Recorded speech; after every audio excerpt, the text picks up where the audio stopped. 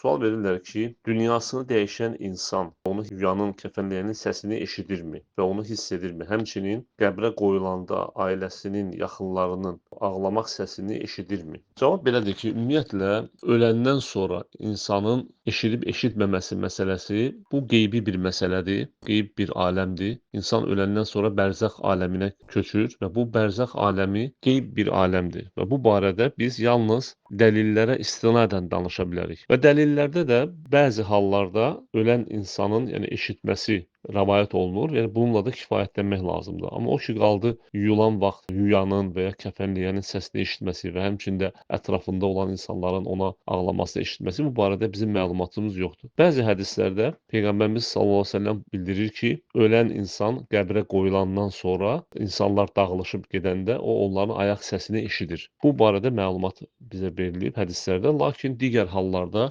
eşidib-eşitməməsi barədə məlumat yoxdur.